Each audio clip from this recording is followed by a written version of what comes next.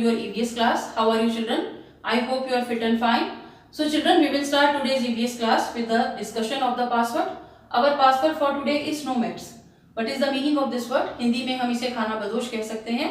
In English, the meaning of nomads can be members of a group of people who move from one place to another in search of food, water and pastures for their animals. So ये उस group के member होते हैं जो एक जगह से दूसरी जगह घूमते हैं फूड की, वाटर की और ग्रेजिंग लैंड की तलाश में, ताकि उनके एनिमल्स हैं वो ग्रेज कर सके वहां पर. So that was about our password. Now what we are going to do today in our EVS class. Children, as you know that we have completed the reading part of our chapter number 8, houses we live in. So we have also completed the book work of chapter number 8. Now what we are going to do, we will do notebook work of chapter number 8 in our EVS notebook. So we will do keywords and question answers of chapter number 8. So first of all we will revise the chapter and then we will be doing keywords. So children, as you know that we have already done the book work of chapter number 8. Now in today's EVS class we will do notebook work of chapter number 8. So open your EVS notebooks, keep your pencils and erasers with you, open a new page children. So you have the blank page that is on the left side. So what do we do on that page? हम उस page पर क्या करते हैं children? Either we paste or draw something that is related to the chapter. हम या तो draw करते हैं या पेस्ट करते हैं कुछ भी जो कि चैप्टर से रिलेटेड होता है. So our chapter is about houses. So हमारा चैप्टर हाउसेस के बारे में है. सो वी कैन ड्रॉ और paste any type of house on that blank page. हम एक से ज़्यादा भी हाउस ड्रॉ कर सकते हैं या पेस्ट कर सकते हैं. It depends on you. So we will start with the keywords.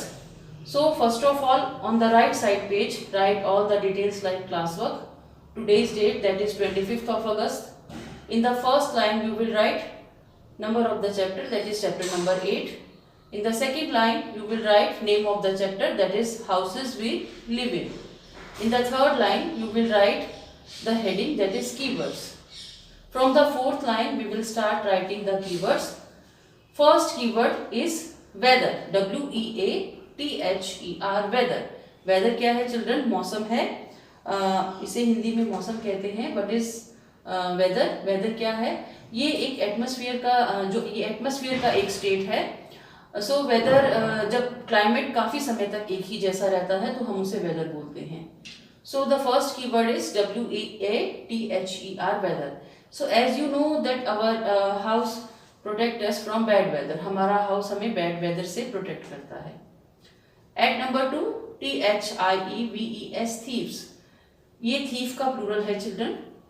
चोर, चोरों जैसे किसे हम कह सकते हैं मोर देन वन. सो ये है कि our house protect us from thieves. हमारा हाउस हमें थीव्स से भी बचाता है, चोरों से भी बचाता है. So at number 3, TEMPO, tempo, RARY, temporary. Temporary क्या होता है चिल्ड्रन? जो अस्थायी होता है. It can be something that last for a short time. ये ऐसे या कुछ हो सकता है कि जो थोड़े समय के लिए रहता है. सो टेम्परेरी क्या होता है? जो थोड़े समय के लिए रहता है वो हमेशा नहीं रहता है. That is called temporary. So hut is an example of temporary house. Hut temporary house है क्योंकि वो वेदर कंडीशन के कारण वो थोड़े समय के बाद वो खराब होना शुरू हो जाता है. At number 4, floating, FLOATING. Float से बना है फ्लोटिंग. फ्लोटिंग क्या होता है children? What is the meaning of floating? I already told you. Floating वो होता है कि that state on the top of a liquid. किसी लिक्विड के ऊपर स्टे करना. सो जैसे कि a house boat is a floating house. It has another meaning, that is move slowly in the air. Air में slowly move करना वो भी floating हो सकता है. जैसे clouds are floating across the sky. Another meaning is एक और meaning भी हो सकता है कि that is not fixed. वो floating है जो fix नहीं है. That doesn't stay permanently at one place. उसे भी floating कह सकते हैं. सो फ्लोट करना मतलब एक तरह से हम ऐसा भी बोल सकते हैं that the circular has already been floated to you. जो सर्कुलर है आपको फ्लोट किया जा चुका है. At number 5, NOMADS mads, nomads. Nomads क्या होते हैं? वो लोग होते हैं जिन्हें हम खाना बदोश कहते हैं. They move from one place to another in search of food and water. ये nomads होते हैं, ये व्हील कैरवान्स में ट्रेवल करते हैं. वो कोई कार्ट हो सकती है या कोई जो एक तरह का वैन हो सकता है, मोटर ड्रिवन. सो नोमैड्स वन प्लेस से दूसरी प्लेस पर घूमते हैं और वो ऐसे ही घूमते रहते हैं. उनका हाउस होता है wheel caravan. At number 6, FOLDED, folded. Folded क्या होता है? किसी चीज को, but is the meaning of folded? Fold क्या करना? किसी चीज को बेंड कर देना, एक दूसरे के ऊपर जैसे फोल्ड करके. जैसे वी हैव लर्न कि tents can be folded easily. Tents को हम फोल्ड कर सकते हैं. हम जैसे हो सकता है कि जैसे हम जो क्लोथ्स हैं उनको भी फोल्ड करते हैं, लेटर को फोल्ड कर देते हैं, पेज को फोल्ड कर देते हैं. सो एक दूसरे के ऊपर फोल्ड कर देना, उसको छोटा बनाने के लिए. फोल्ड क्यों करते हैं? उस कैरी करने के लिए, उसे छोटा बनाने के लिए. When we put our clothes in the cupboard, हम अपने कपड़े कबर्ड में रखते हैं तो हम उसे पहले फोल्ड करते हैं. So that is folded. So at number 7, FLOODED, flooded. Flooded. Flooded क्या होता है कि जो एक वाटर से भरा हुआ, that is flooded. This place is already flooded. ये प्लेस है वो पहले से ही फ्लडेड है, मतलब ये हो सकता है. So children, flood prone areas में जहाँ फ्लड्स ज़्यादा आती हैं तो जो हाउसेस हैं वो स्टिल्ट हाउस बनाए जाते हैं ताकि फ्लड आए तो भी उनको कोई प्रॉब्लम ना हो. So next is slanting. Slanting क्या होता है? टिल्टेड होता है, तिरछा. So you draw slanting lines. आप स्लैंटिंग लाइन्स ड्रॉ करते हैं, आपको पता होगा. Now here we are talking about houses with slanting roofs. हम हाउसेस की बात कर रहे हैं जिनकी रूफ स्लैंटिंग होती है ताकि जो रेन है और स्नो है वो फॉल डाउन हो जाए, वो नीचे आ जाए, रूफ पर वो डिपॉजिट ना हो. सो that is SLANTING, slanting. After we have written keywords of chapter number 8, now we will do question answers of chapter number 8. So open a new page and write all the details like classwork. Today's date, that is 25th August. In the first line you will write chapter number 8. In the second line you will write name of the chapter, that is houses we live in. In the third line you will write question answers. And from the fourth line we will start writing question number 1. Why do we need a house? हमें घर की आवश्यकता क्यों है या ज़रूरत क्यों है? Need means आवश्यकता या ज़रूरत. So हमें घर की आवश्यकता क्यों है? Our answer is we need a house to live in. हमें रहने के लिए घर की आवश्यकता है या ज़रूरत है. So पहली नीड तो क्या है? हमें रहने को घर चाहिए. As you know, food, clothes and shelter is one of the basic needs of human. तो फूड, क्लोथ और शेल्टर हमारी बेसिक नीड्स हैं. शेल्टर क्या है? हमारा house. So we need a house to live in. It also protects us from heat, cold, rain, wild animals and thieves.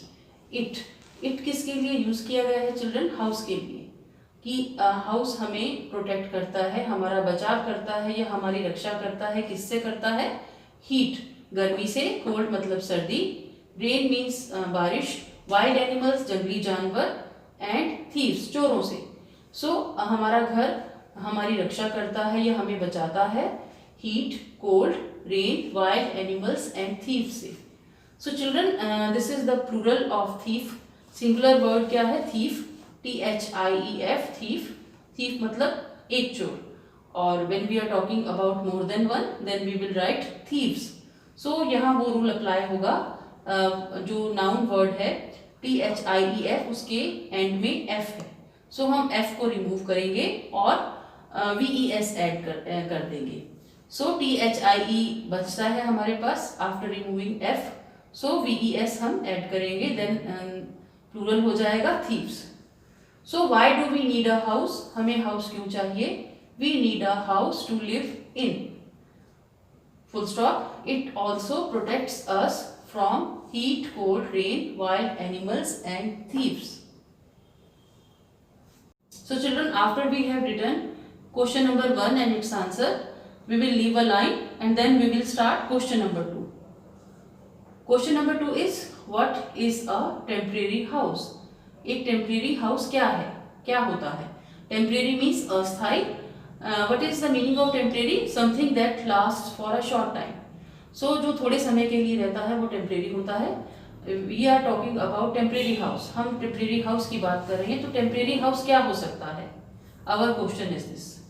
Our answer is houses that can be moved from one place to another are called temporary houses.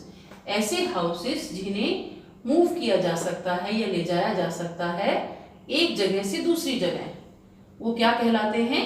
Temporary houses. I repeat, houses that can be moved from one place to another are called temporary houses. ऐसे घर जिन्हें एक स्थान से दूसरे स्थान पर ले जाया जा सकता है वो टेम्परेरी हाउसेस होते हैं.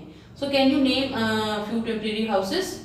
सो we have discussed in our chapter number 8 कि क्या हो सकता है temporary house. So a houseboat is a temporary house और a wheel caravan is also a temporary house. So after writing the answer of question number 2, we will leave a line. Then we will start writing question number 3. हमारा question number 3 है, what is an igloo? एक igloo क्या होता है? So igloo एक special house है, आपको पता है children. पर igloo होता क्या है? इग्लू में कौन रहते हैं? एस्कीमोस. एस्कीमोस और इग्लूस कहाँ होते हैं? पोलार रीजन में. सो एस्कीमोस वो हाउस बनाते हैं जिसे इग्लू कहा जाता है. पोलार रीजन क्या होता है? ऐसे प्लेसेस जहाँ मोस्टली पूरा साल स्नो रहती है. सो उनके पास कोई ऑप्शन नहीं होता, वो स्नो से ही घर बनाते हैं. Our answer is houses made of snow are called igloos. ऐसे घर जो स्नो से बने होते हैं, बर्फ से बने होते हैं, उन्हें इग्लूस कहा जाता है. So houses made of snow are called igloos. ऐसे घर जो स्नो से बने होते हैं उन्हें इग्लूस कहा जाता है. So children, how do the people, I am talking about Eskimos, keep themselves warm. वो अपने आप को गर्म कैसे रखते हैं इतनी ठंड में, जबकि for the whole year it snows a lot. पूरा साल ही बर्फ रहती है वहां पर. सो वो एनिमल का स्किन के क्लोथ्स पहनते हैं, वो उनको प्रोटेक्ट करता है. वो क्लोथ्स, एनिमल की जो स्किन होती है, एनिमल का फर है, उसके क्लोथ्स पहनते हैं. और अपने जो इग्लूज जो बनाते हैं उसके अंदर भी ऐसा ही कुछ रखते हैं ताकि वो अपने आप को वार्म रख सके. So we have done 3 question answers for chapter number 8. So our notebook is complete now. Notebook work of chapter number 8 is complete now. Children, that's all for our EVS class, children. We will meet in our next EVS class. In tomorrow's EVS class, we will be discussing or revising chapter number 8, जो कि हम एक worksheet के through करेंगे. Internal जो कि objectives में search करके एक वर्कशीट फ्रेम करूंगी. We will be revising that worksheet. So that's all for our EVS class. We will meet again in our next EVS class. Bye bye children. Take care.